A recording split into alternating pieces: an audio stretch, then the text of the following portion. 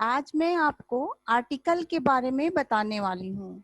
देखिए, इंग्लिश में अल्फाबेट जो है 26 है, यानी लेटर्स जो हैं वो 26 लेटर्स हैं इंग्लिश में। उस 26 लेटर्स में आपने फ्रॉम LKG पढ़ा होगा कि 5 वॉवेल्स हैं एंड 21 कॉन्सोनेंट्स हैं, है ना। अब हम नाउन के पहले किस तरह से वॉवेल और कॉन्सोनेंट्स का यूज करेंगे, क्योंकि कुछ कुछ वॉवेल से किस तरह से वॉवेल और कॉन्सोनेंट से स्टार्ट होने वाले जो वर्ड हैं उसके पहले किस तरह से हमें ए और एन का यूज करना है, इसको जानेंगे कि नाउन के पहले हम किस तरह से, कौन से नाउन के पहले हम ए का यूज करेंगे, कौन से नाउन के पहले हम एन का यूज करेंगे। तो सेंटेंस मेकिंग के समय ये भी खास ख्याल इसका रखा जाएगा कि एन का यूज हम कैसे करेंगे। तो मेरे पास जो 26 लेटर्स हैं, मैं उसको 2 पार्ट में बांटती हूँ। There are 26 letters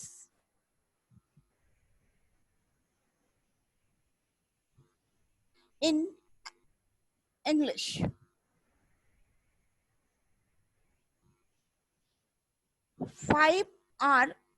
5 letters are vowels.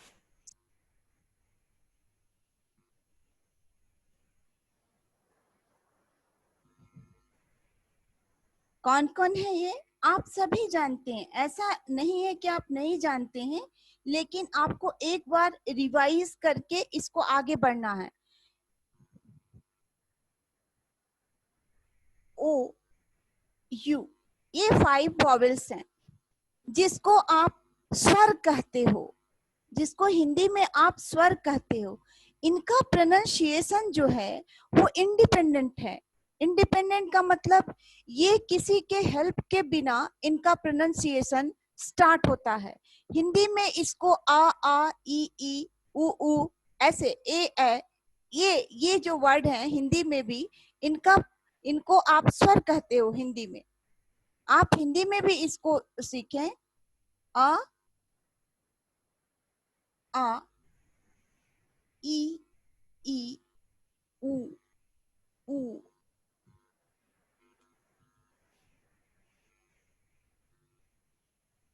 ए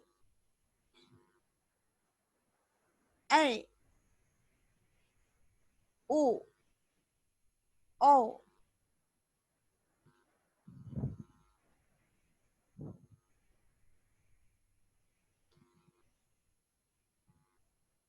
अंग अह।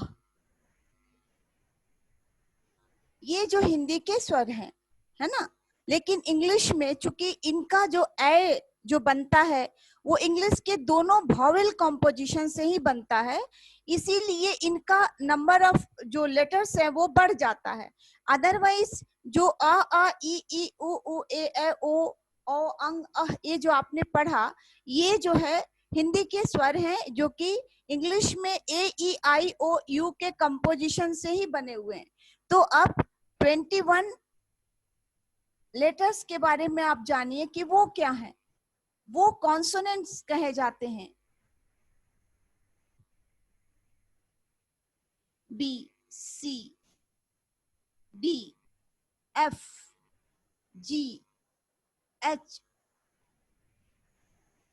J, K, यहां से लेकर Z तक, जो इसको छोड़ के रेस्ट ऑफ वॉवेल्स, इसको छोड़ करके जितने वॉवेल्स हैं उनको छोड़ करके रेस्ट जो बचे वो क्या हो गए, वो कॉन्सोनेंट्स हो गए। अब हमको इनके प्रोनाउंसिएशन, हम कोई भी नाउन के फर्स्ट लेटर का प्रोनाउंसिएशन से ही इनका यूज करते हैं, इसको यूज में लाते हैं कि किस तरह से उनका प्रोनाउंसिएशन है। तो ये जो लेटर्स हैं इनको हम आर्टिकल के रूप में देखते हैं कि आर्टिकल, देखिए आर्टिकल क्या है। Article A and the article है, ए एंड द आर्टिकल है। अब आर्टिकल जो है वो आर्टिकल जो है वो आप उनका इस्तेमाल जो है वो नाउन के पहले इस तरह से करते हो कि आप हम जान सके कि नाउन जो है किस प्रोनाउंसिएशन से स्टार्ट हुआ है, वो स्वर से स्टार्ट हुआ है कि वो व्यंजन से स्टार्ट हुआ है, ये देखना बहुत जरूरी है। जैसे आप आर्टिकल देखो दो तरह का है, एक डेफिनिट आर्टिकल और एक इनडेफिनिट आर्टिकल। पहले कॉन्सोनेंट को आप और वोवेल को आप लिख लें।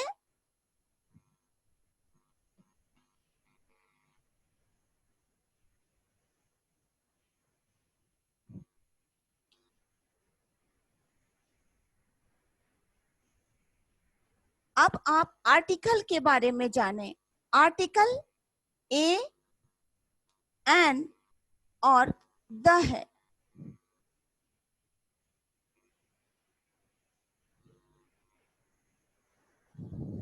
ये आर्टिकल्स हैं।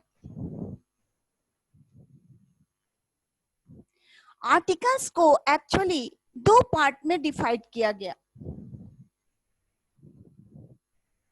एक इनडेफिनिट आर्टिकल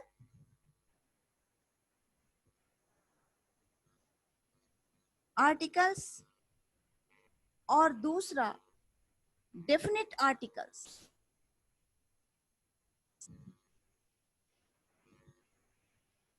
इनडेफिनिट आर्टिकल्स में ए और एन आए, डेफिनिट आर्टिकल्स में द आए।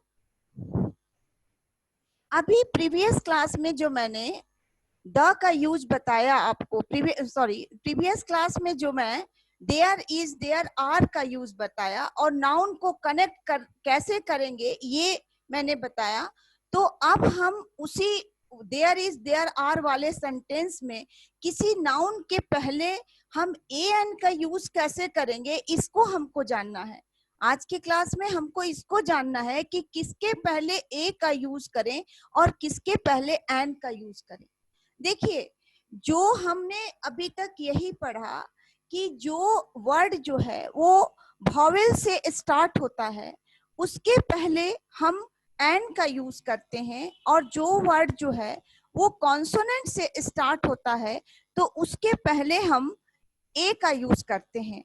लेकिन ऐसा होता नहीं है, कभी कभी ऐसा नहीं होता है, वो वॉवेल से स्टार्ट हुआ लेकिन उसका प्रोनाउंसिएशन वॉवेल की तरह नहीं हुआ। जैसे हम आपको एग्जाम्पल बताएं कि हमने कहा कि जो वॉवेल से स्टार्ट होता है उसके पहले हम एन का यूज करते हैं।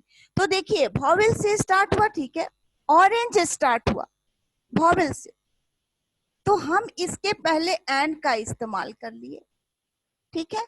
एग स्टार्ट हुआ, अगर ये नंबर में एक हो, एक एग हो, जैसे हमने कहा कि 1 ऑरेंज,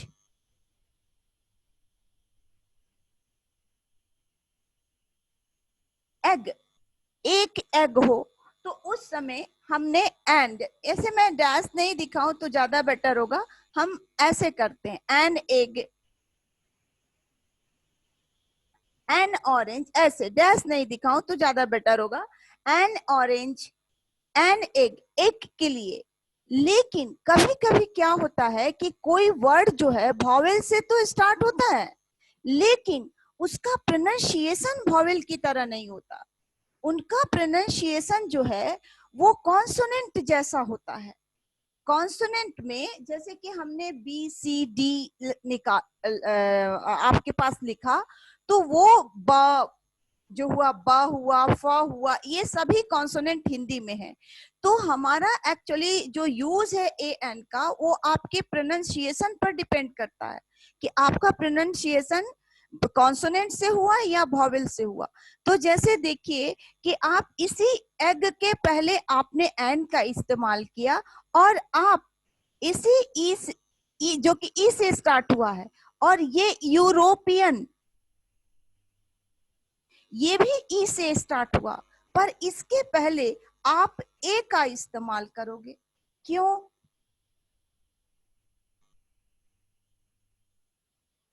इसलिए कि इसका प्रोनाउंसिएशन जो है वो यू है, यू, यूरोपियन,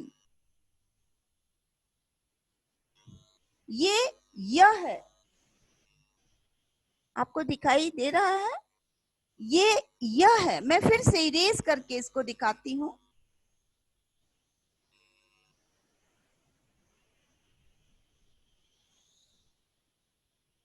ऐसे मैं बोल भी रही हूं तो आप सुन रहे हो। ये जो पहला यह शब्द जो है, यह क्या है? यह कॉन्सोनेंट है। यह जो है वो कॉन्सोनेंट है। तो इसके इसलिए इसके पहले ए का इस्तेमाल हो गया। जैसे आप लिखते हो horse, a horse, H consonant है, लेकिन एन आवर ये है हॉर्स, ये है आवर। आप देखिए जरा प्रोनाउंसिएशन को देखिए, ये ह है, ये कॉन्सोनेंट है, और ये क्या है?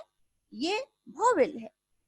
तो आप, इसका मतलब यही है कि कोई भी वर्ड जो स्टार्ट होता है, उसके स्टार्टिंग लेटर जो हैं, जो फर्स्ट लेटर हैं, उनके प्रोनाउंसिएशन के अनुसार ही आप प्रोनाउंसिएशन के अकॉर्डिंगली आप ए एंड का यूज करते हो।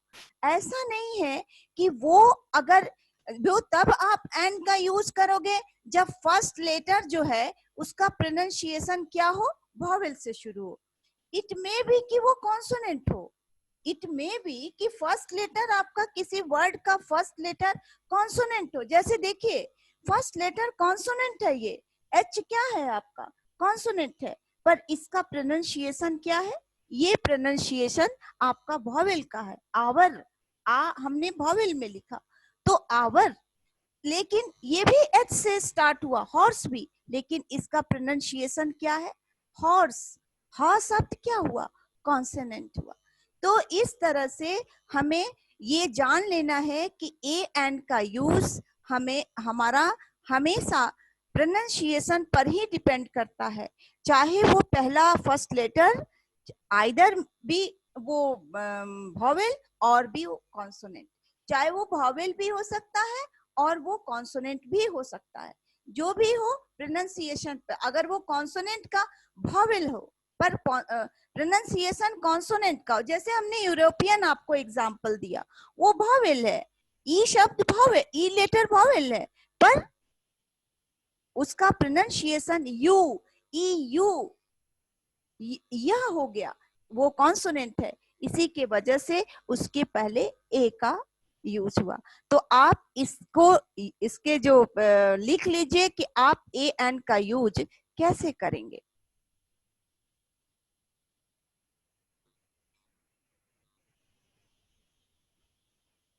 Use of a an word,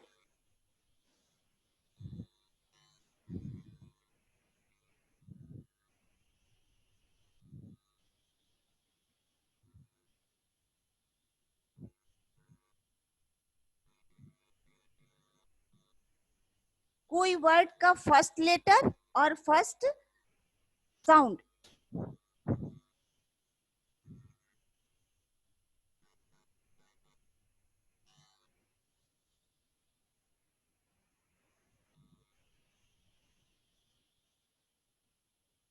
first sound,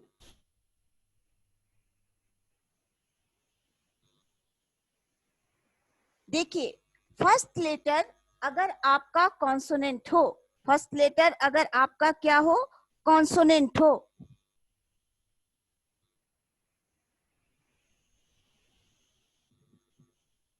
और फर्स्ट साउंड भी कॉन्सोनेंट का हो,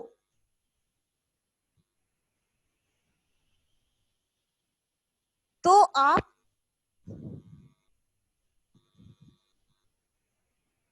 ए का यूज करें। अगर फर्स्ट लेटर कॉन्सोनेंट हो और फर्स्ट साउंड वॉवेल हो,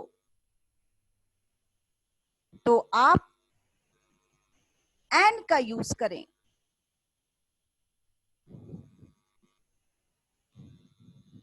फर्स्ट लेटर रिटेन कॉन्सोनेंट हो और फर्स्ट साउंड जो हो वो वोवेल का हो। जैसे हमने आवर कहा, लेटर कॉन्सोनेंट है फर्स्ट और साउंड है आ का, वोवेल का, इसलिए उसके पहले आपने क्या यूज किया, एन।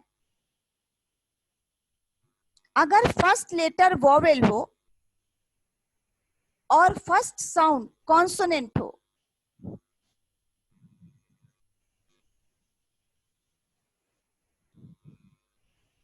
तो आप क्या इस्तेमाल करेंगे, एन को कट करेंगे, ए का इस्तेमाल करेंगे।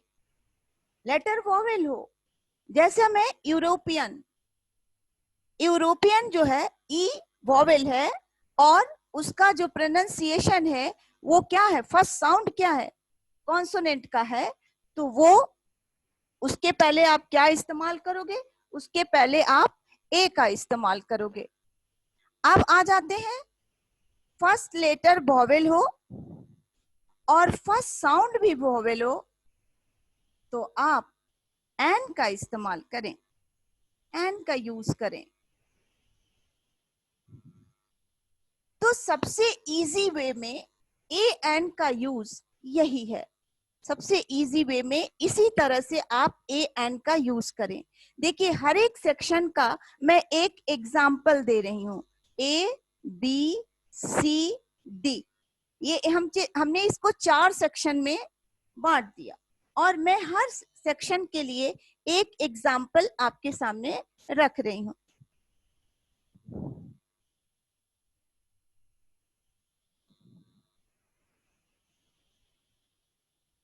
आप इसको लिख लिए थे ना?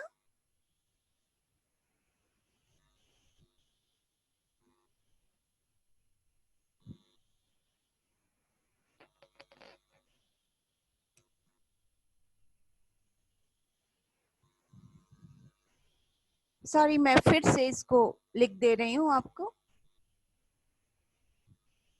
आप उसको लिख लेंगे।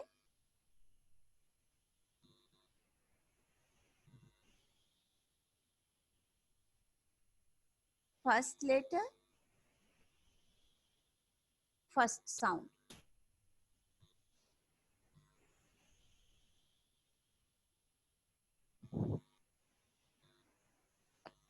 आपने लिख लिया? ठीक है, चलिए अब मैं हर एक सेक्शन का एक एक एग्जाम्पल दे रही हूं। ए नंबर का, ए का एग्जाम्पल दे रही हूं। First consonant, first letter consonant और फर्स्ट साउंड कॉन्सोनेंट का है। जैसे हमने हम आपको एग्जाम्पल दे रहे हैं काऊ का, ए काऊ, ए काऊ।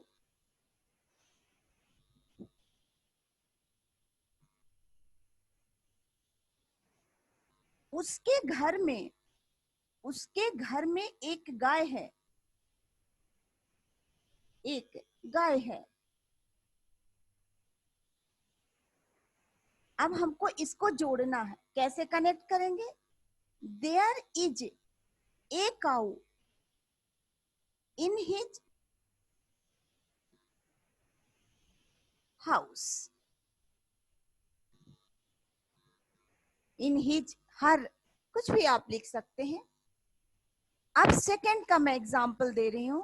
देखिए ये कॉन्सोनेंट है भी, इसका साउंड भी कॉन्सोनेंट का है, सी काऊ, क का साउंड है, तो ये जो है कॉन्सोनेंट का आपका, इसका फर्स्ट लेटर भी कॉन्सोनेंट है और इसका साउंड भी क्या चीज का है, कॉन्सोनेंट का है।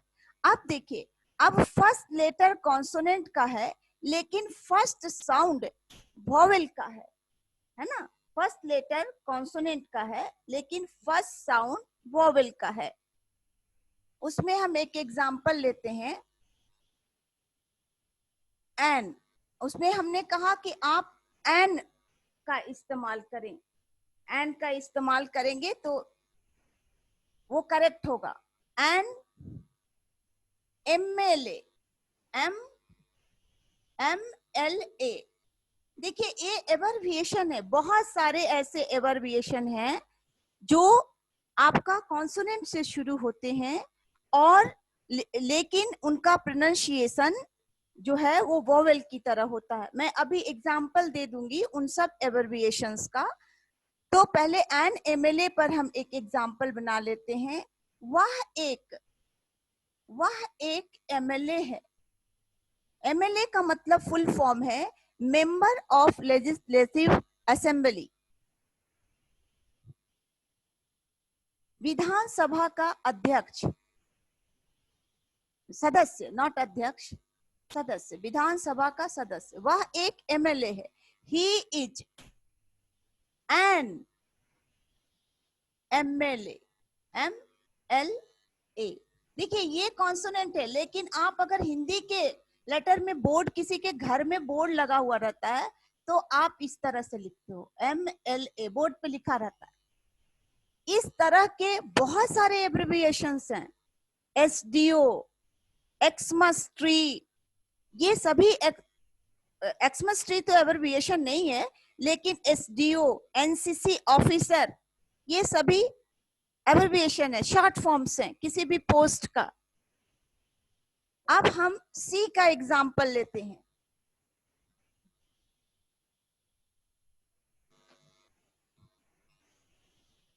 दोनों, एक जो फर्स्ट लेटर वॉवेल का है और फर्स्ट जो साउंड है वो कॉन्सोनेंट का है। फर्स्ट लेटर वॉवेल का है और जो साउंड है वो कॉन्सोनेंट का है। एंड वन आइड मैन, जिसको आप काना आदमी भी बोलते हो, एक आंख का आदमी, काना आदमी। आप देखो ये क्या है, ये वोवेल है, लेकिन इसका प्रोनाउंसिएशन क्या है, वन, व।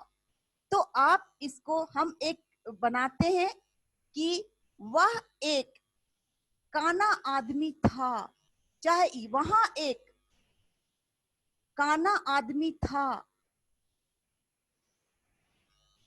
आदमी था। देयर वॉज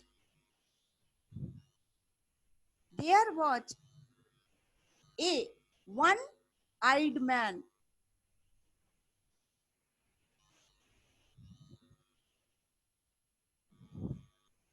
ठीक है, अब लास्ट डी पे जाते हैं। दोनों वॉवेल हो। An apple,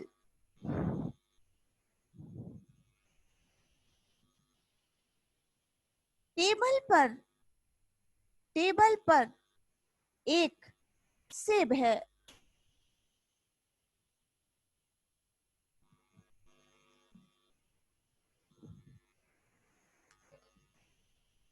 there is an apple, there is an apple on the table। ये एग्जाम्पल हुआ है ना। तो ये आपका एग्जाम्पल हुआ। इस तरह से आप समझेंगे कि किसके पहले आप ए का यूज करेंगे और किसके पहले आप एन का यूज करेंगे, है ना। इसको आप समझेंगे। Okay, thank you. यूट्यूब पर जाकर मेरे वीडियो को देखें, लाइक करिए।